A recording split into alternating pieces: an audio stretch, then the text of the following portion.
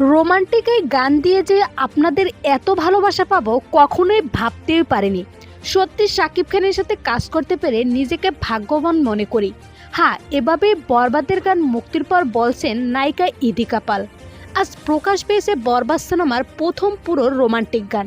গানটির মুক্তির পরপরই প্রশংসায় ভাসতে থাকে শাকিব খান ও ইদিকার জুটি।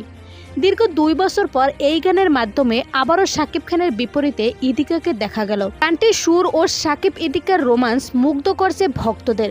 গানটির মুক্তির পর এক ভিডিও বার্তায় ইদিকা পাল বলেন, এই গানটি দিয়ে যে আপনাদের এত ভালোবাসা পাবো কখনো ভাবতেও পারিনি। শাকিব খানের সাথে দ্বিতীয় সিনেমা আমার এটি। প্রিয়তমার পর আবারও নতুনভাবে আপনাদের কাছে ভালোবাসা চাই। আশা করি গানটির মতো সিনেমাকেও আপনারা ভালোবাসা দিবেন। অন্যদিকে গানটিতে প্রীতম হাসানের কণ্ঠে লুপে নিচ্ছে ভক্তরা।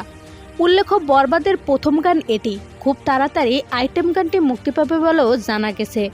সো শাকিব খান ও ইদিকার জুটি আপনার কাছে কেমন লাগে জানিয়ে দিন কমেন্ট করে।